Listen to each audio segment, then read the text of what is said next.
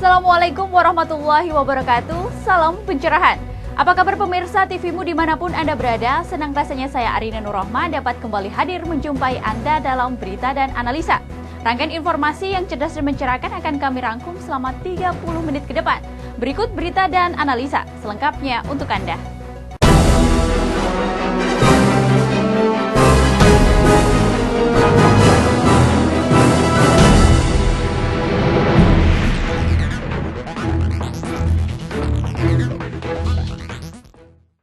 Tidak berhasilnya koalisi Indonesia Hebat dalam pemilihan pimpinan DPR berdampak terhadap gagalnya pertemuan antara SBY dengan Megawati.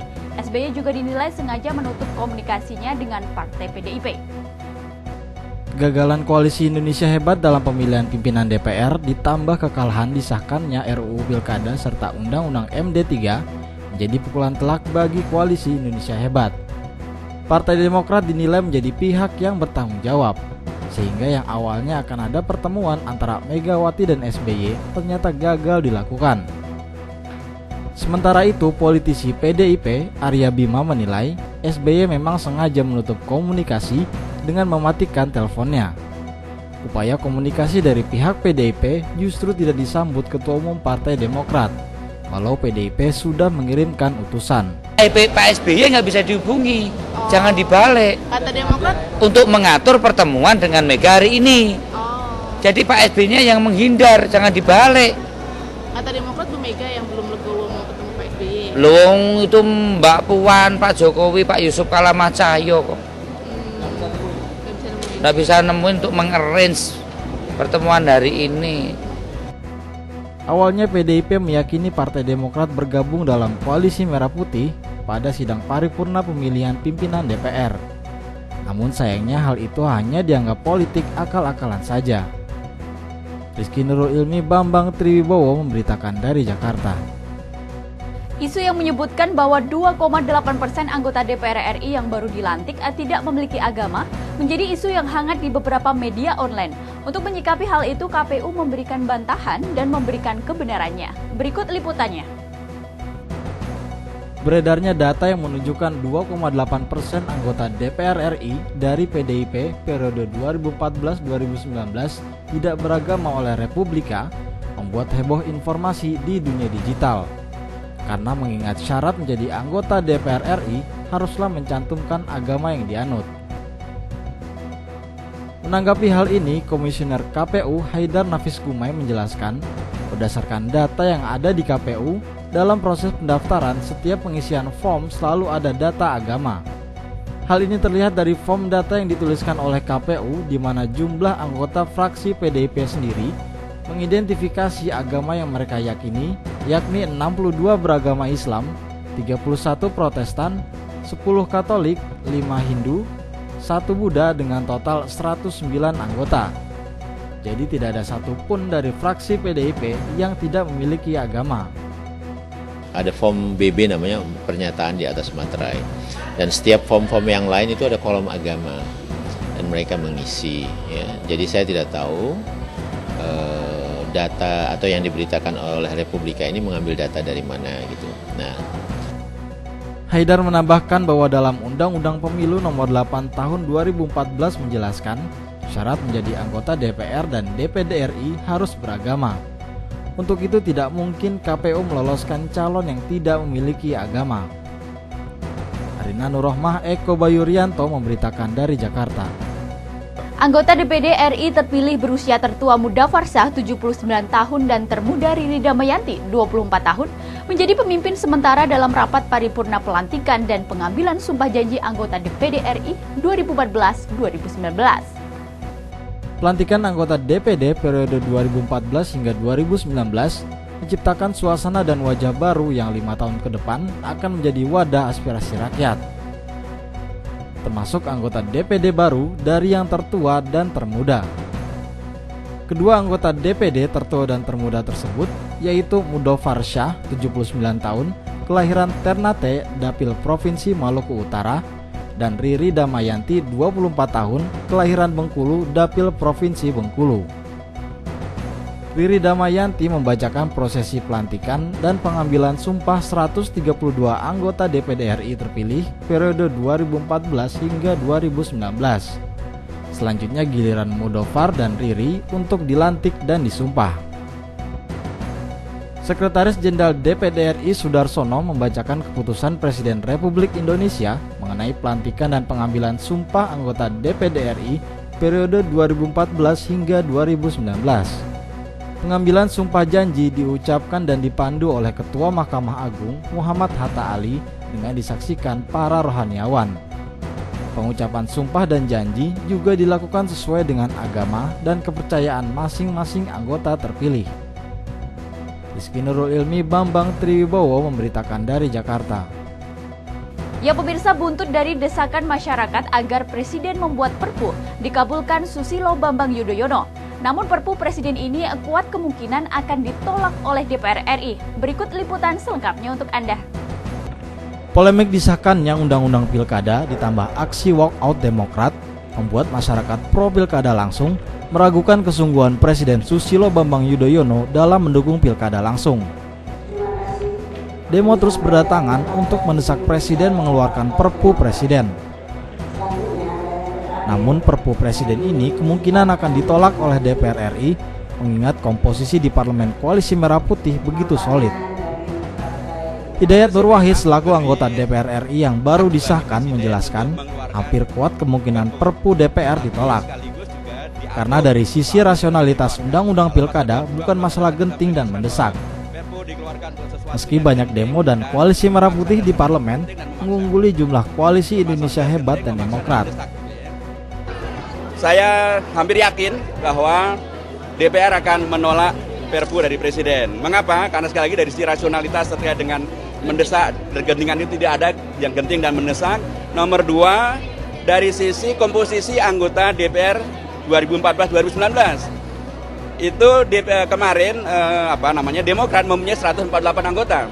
Sekarang hanya 61 pun satu belum dilantik kan Pak Dirwajik, jadi hanya 60. Jadi komposisi nanti keanggotaan di pihak Koalisi Merah Putih itu ada sekitar 291 anggota. Hidayat Nur Wahid juga mempersilahkan Presiden membuat Perpu untuk menunjukkan kesungguhannya ke masyarakat mendukung Pilkada langsung. Dalam waktu dekat setelah Ketua DPR RI terpilih, rencananya akan menggelar sidang menanggapi Perpu Presiden. Arina Nurohmah, Eko Bayurianto memberitakan dari Jakarta. Setia Novanto dihadapkan pada tantangan yang besar. Beberapa kali ini namanya disebut-sebut terlibat kasus suap dan korupsi. Seperti apa tanggapan dari Direktur Eksekutif Lingkar Madani, Ray Rangkuti? Berikut liputannya untuk Anda.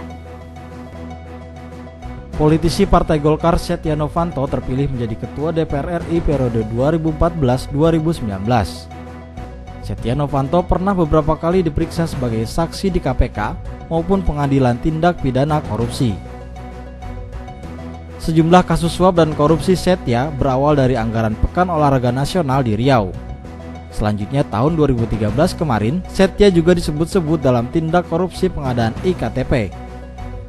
Dengan begitu, Direktur Eksekutif 5 Ray Rangkuti sangat menyayangkan Setia Novanto terpilih sebagai Ketua DPR yang baru. Ya, kita semua sangat menyesalkan. Itu yang saya sebut tadi, komposisi ketua ini dihadapkan pada tantangan yang sangat besar. Satu segi, ketuanya adalah orang yang bolak-balik dipanggil oleh KPK, kira-kira begitu ya. Yang satunya adalah orang yang selalu berpikir membubarkan KPK. Ini tantangan kita. Jadi tantangan komposisi ketua DPR yang sekarang adalah apakah pemberantasan korupsi akan berjalan efektif di bawah KPK.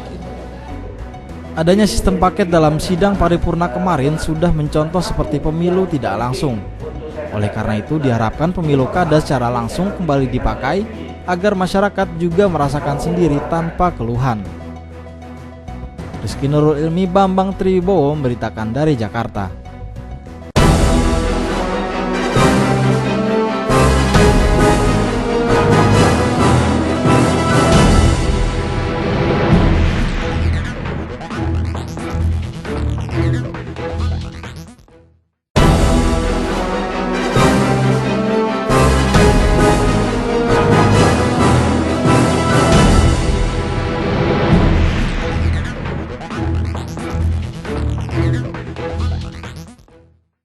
Ya, terima kasih pemirsa masih bersama kami di Berita dan Analisa.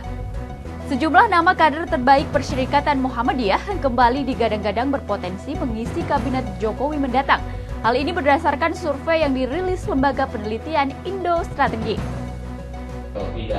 Menjelang pelantikan Presiden dan Wakil Presiden pada 20 Oktober mendatang, hiruk-pikuk terkait figur yang akan mengisi komposisi kabinet Jokowi kian ramai diperbincangkan di masyarakat.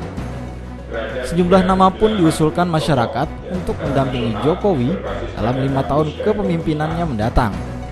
Mulai dari kalangan profesional murni hingga sejumlah figur dari partai politik.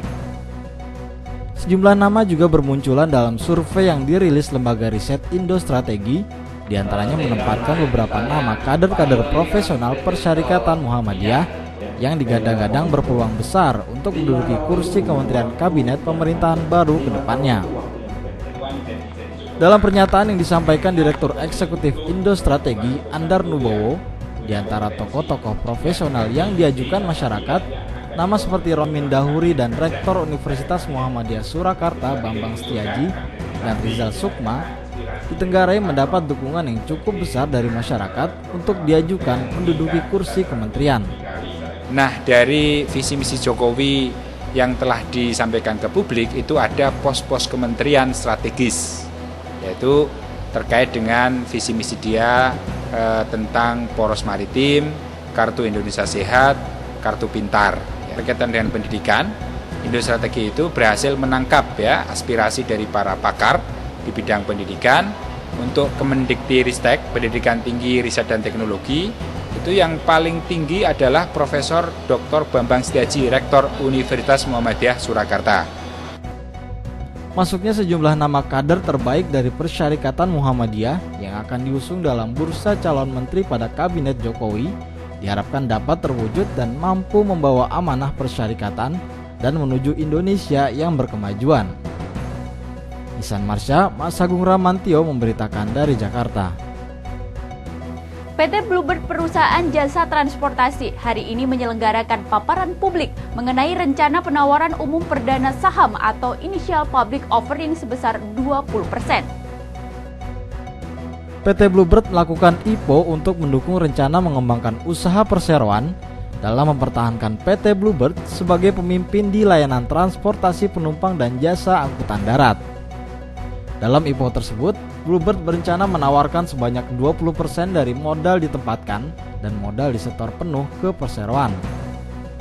PT Bluebird juga berharap langkah ini bisa mesejahterakan karyawan, khususnya pengemudi, serta bisa menambah pembelian kendaraan dan memperbanyak pool. Tentunya begini, dari program IPO ini kami juga memberikan saham Employee Stock Allocation dan juga MESOP. Harapan kami juga pengemudi kami yang sudah berkontribusi cukup lama, mereka merupakan suatu keluarga besar, bukan hanya keluarga tapi mereka pun benar-benar memiliki saham Bluebird yang kita kembangkan dari keluarga Joko Stono ini. Dalam press conference ini, PT Bluebird juga memperkenalkan armadanya yang khusus untuk penyandang cacat bernama Lifecare. Armada Lifecare ini disebar di beberapa rumah sakit yang sudah bekerja sama dengan PT Bluebird. Di dalam armada Lifecare ini mempunyai fasilitas khusus yaitu kursi otomatis. Yusrina Nurul, Bambang Tribowo memberitakan dari Jakarta. Ya pemirsa, 400 anak jalanan binaan atau dampingan Plan Internasional Indonesia mendapatkan akta kelahiran dari pemerintah DKI Jakarta. Dengan penyerahan akta kelahiran kepada anak jalanan itu, berarti sudah 1.543 anak jalanan yang sudah tercatat kelahirannya.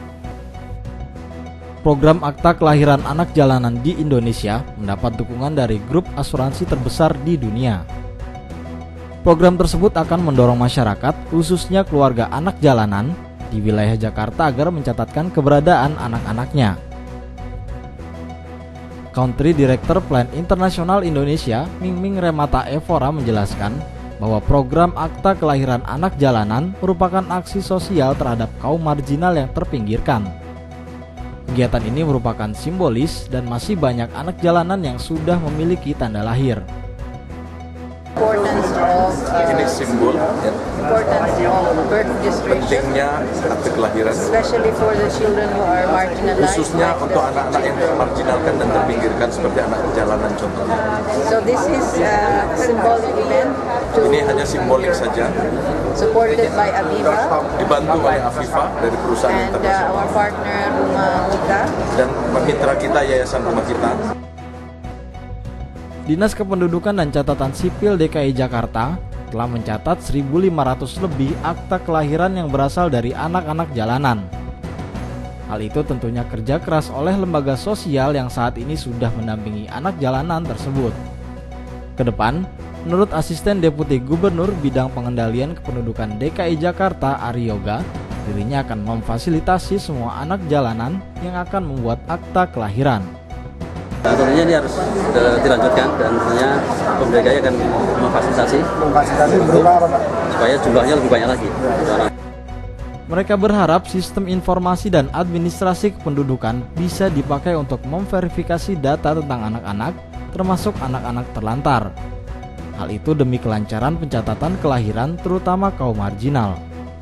Deddy Musoni memberitakan dari Jakarta. Ya pemirsa, kami akan kembali dalam berita dan analisa setelah jeda berikut ini.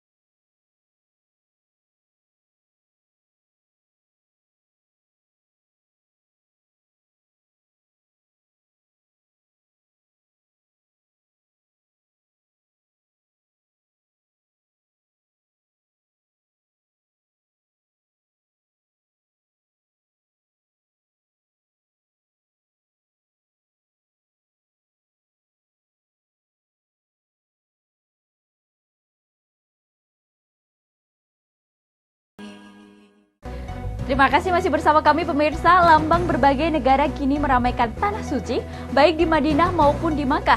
Lambang dalam bentuk simbol dan bendera negara itu bermunculan di banyak lokasi, seperti hotel yang menjadi maktab ataupun lokasi jamaah dari negara itu berkumpul. Seperti pertandingan olahraga, di mana semua peserta memajang bendera negara masing-masing, untuk kegiatan ibadah haji dan umroh pun suasana itu tidak berbeda. Di sepanjang jalan dari maktab menuju Masjidil Haram dari berbagai lokasi, kita dapat melihat berbagai simbol negara, ada yang dalam bentuk bendera atau umbul-umbul yang menjulur dari jendela hotel. Simbol-simbol negara juga bisa dilihat pada busana yang mereka kenakan.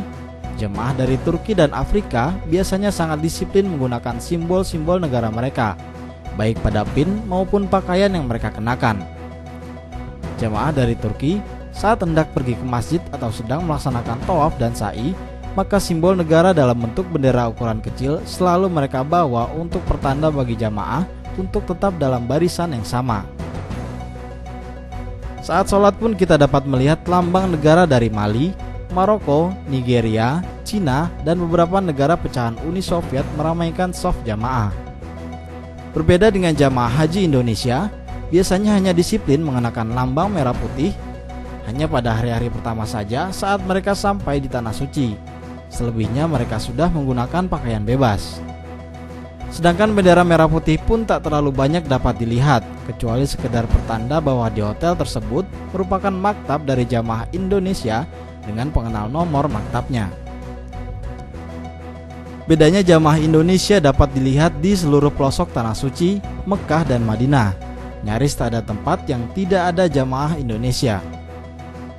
Saiful Hadi, TVMU memberitakan dari Mekah Al-Mukarramah. Perjalanan umroh dan haji tidak hanya ditandai dengan makanan 2 atau 3 real atau mendapatkan makanan fisabilillah yang diberikan pada mukim di Mekah, tapi juga bisa menikmati makanan internasional. Berikut liputan selengkapnya untuk Anda. Hanya beberapa meter dari batas pelataran Masjidil Haram, Anda dapat menemukan Zam-Zam Mekah Tower. Fasilitas terlengkap yang ada di Mekah ini memang dirancang untuk memanjakan jamaah haji dan umroh. Hotel berbintang 5 ini pun mampu menampung hingga 10.000 tamu. Anda ingin menikmati kuliner internasional? Silakan naik ke lantai 3. Di sana Anda dapat menemukan berbagai jenis makanan internasional dari berbagai negara. Bila jamaah bisa mendapatkan makanan murah antara 2 sampai 5 rial untuk sekali makan, maka di sini Anda harus merogoh kocek cukup dalam. Bila Anda ingin menikmati ayam siap saji, Anda harus merogoh sampai 50 rial satu porsinya. Food court Zam-Zam Mekah Tower ini memang spesial karena lokasinya yang strategis. Selain kelengkapan sarananya, juga posisinya yang di atas Masjidil Haram, Anda bisa menyaksikan proses ibadah di bawahnya. Bila Anda pada puncak Zam-Zam Tower ini, Anda bahkan dapat menyaksikan Ka'bah di bawahnya. Saiful Hadi, TVMU memberitakan dari Mekah Al-Mukarramah. Ya pemirsa, hari ini jutaan jamaah haji dari berbagai negara wukuf di Arafah sebagai rukun ibadah haji. Apakah sebenarnya makna Arafah itu? Ikuti wawancara bersama Aib Amirul Hajj Indonesia yang juga Ketua Majelis Ulama Indonesia, Din Samsudin. Untuk mengetahui lebih jauh tentang pemantauan, persiapan, dan koordinasi pelaksanaan puncak ibadah haji yaitu wukuf di Arafah, kemudian mabit di Musdalifah dan di Mina, serta bagaimana sejauh ini pelaksanaan penyelenggaraan ibadah haji, saat ini saya sudah bersama Wakil Amirul Hajj Indonesia, Bapak Din Samsudin. Assalamualaikum Pak. Waalaikumsalam warahmatullahi wabarakatuh. Menjelang pelaksanaan kegiatan puncak ibadah haji Pak di Arafah, Musdalifah dan Mina, bagaimana Bapak melihat kesiapan penyelenggaraan haji Indonesia? Ya, secara umum sebagaimana dilaporkan pada rapat koordinasi yang dipimpin langsung oleh Amirul Hajj Menteri Agama Lukman Hakim Saifuddin, saya dapat menyimpulkan pada tingkat perencanaan sudah cukup bagus, komprehensif dan rinci, baik yang dilakukan oleh berbagai elemen yang terlibat di dalam pelayanan haji Indonesia ini. Oleh karena itu harus diantisipasi semua kemungkinan terburuk, dan apalagi penyelenggaraan haji serta pelayanan terhadap jamaah haji Indonesia ini tidak hanya terkait dengan faktor internal kita, juga terkait dengan faktor di luar kita, yaitu faktor baik situasi lapangan, kemudian juga pihak-pihak lain seperti pihak Saudi Arabia sendiri. Karena boleh jadi kita sudah baik, tapi mereka tidak melaksanakan tugas juga dengan baik, sehingga bisa menimbulkan masalah. Namun saya ingin katakan bahwa persiapan dari pelayanan dan penyelenggaraan haji Indonesia tahun ini saya lihat semakin baik dari waktu ke waktu, dan saya juga sebagai Naib Amirul Hajj bersama anggota Amirul Hajj lain pada setiap hari berkunjung ke pemondokan bersilaturahim, termasuk juga untuk menanyakan mereka tentang masalah-masalah yang dihadapi. Secara umum saya lihat mereka baik ya, terutama yang berada di pemondokan di Mekah ya. Pak Din, tadi Bapak menjelaskan Bapak juga sempat bertemu langsung dengan jamaah Indonesia ya Pak ya. Memang dalam melaksanakan ibadah ini kita tidak hanya memperhatikan mengenai bagaimana kesiapan akomodasi Pak, tapi bagaimana kesiapan pengetahuan mereka tentang manasik haji juga Pak, sehingga mereka bisa lebih sempurna dalam mengerjakan ibadah haji.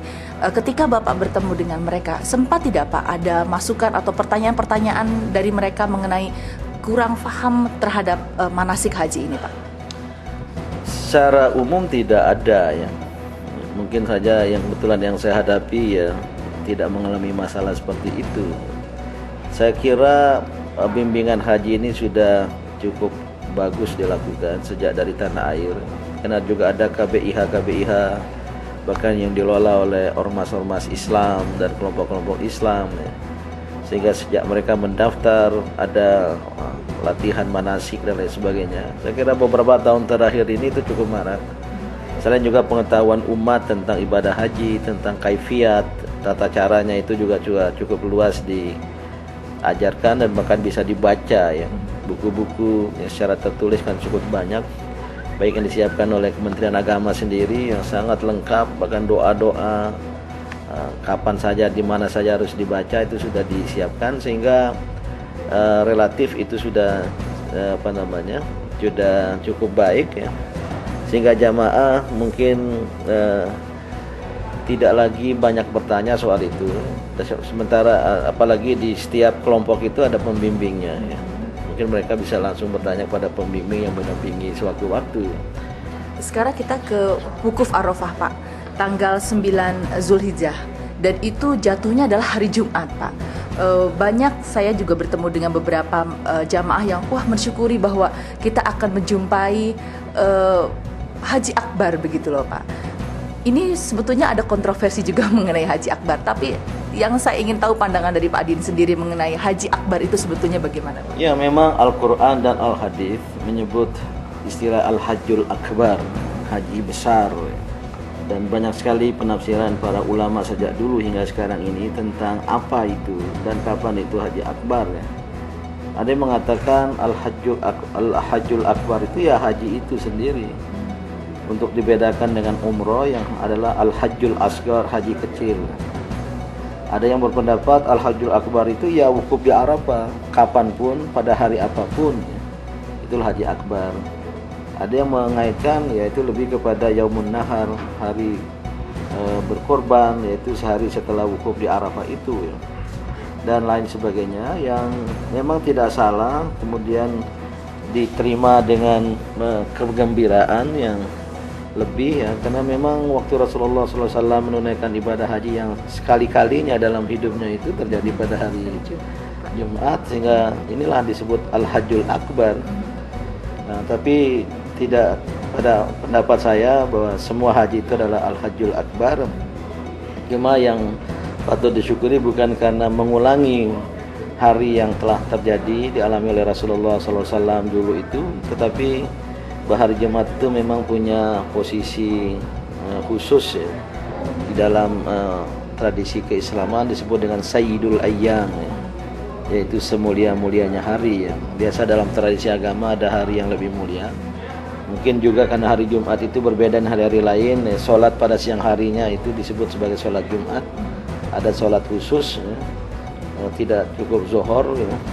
Maka oleh karena itu ya, tentu ini juga sesuatu yang bisa menambah ya semangat dari para jamaah. Yang paling penting ya bagaimana mereka memanfaatkan waktu wukuf di padang Arafah itu nanti dengan sebaik-baiknya untuk berdoa dan bermunajat kehadirat Allah Subhanahu wa taala.